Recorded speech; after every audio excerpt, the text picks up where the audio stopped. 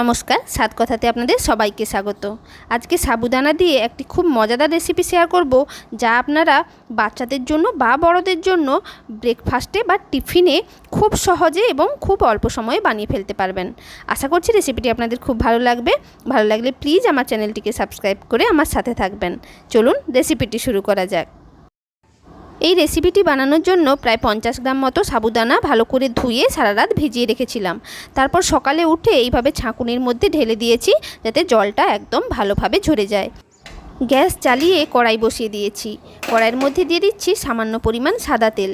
এক্ষেত্রে হয় সাদা তেলের ব্যবহার করবেন, নয়তোবা চাইলে ঘিয়ের ব্যবহারও করতে পারেন, তবে সর্ষের তেল কিন্তু ব্যবহার করবেন না। এবার খুন্তির সাহায্যে ভালো করে তেলটাকে চারিদিকে ছড়িয়ে দিচ্ছি, আর এর মধ্যে দিয়ে দিচ্ছি হাফ টিস্পুন মতো গোটা জিরে। গোটা জিরেটাকে সামান্য নাড়াচাড়া করে একটু ভেজে নিচ্ছি, আর এর মধ্যে দিয়ে দিচ্ছি হাফ টিস্পুন মতো কালো সর্ষে আর সাদা জিরে এবার খুব ভালো করে একদম লাল হয়ে যাওয়া পর্যন্ত ভেজে নিচ্ছি। কালো সর্ষে এবং গোটা জিরে ভালোভাবে ভাজা হয়ে গেছে। এবার 7 থেকে 8টি কারি পাতা এর মধ্যে দিয়ে দিলাম। এগুলোকেও একটু ভালো করে ভেজে নিচ্ছি। আর এর মধ্যে দিয়ে দিচ্ছি বাদাম ভাজা। এখানে কিন্তু আপনারা যদি কাঁচা বাদাম ব্যবহার করতে চান, তাহলে কাঁচা বাদাম আগে শুকনো খোলায় ভেজে তুলে রাখবেন, পরে অ্যাড করবেন।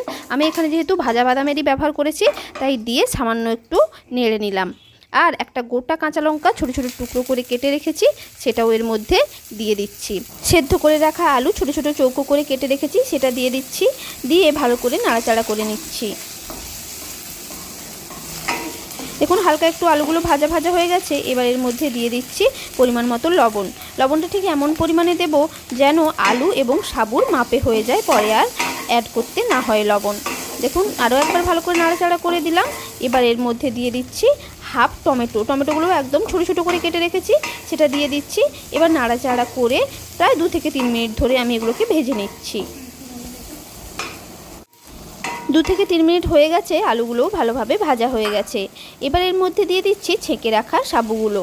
এতক্ষণে সাবু থেকে একদম ভালোভাবে জল ঝরে গেছে। এবার সাবুগুলোকে হালকা এইভাবে মেলে দিয়ে এর মধ্যে দিয়ে দিচ্ছি গুঁড়ো করা বাদাম। 1 মুঠো মতো ভাজা চিনেবাদাম ভালো করে গুঁড়ো করে নিয়েছি, সেটা এর মধ্যে দিয়ে দিচ্ছি। এটা কিন্তু দিতেই হবে এই রেসিপিতে, এই জিনিসটি কিন্তু মাস্ট। এবার ভালো করে সব একসাথে মিক্স করে নিচ্ছি।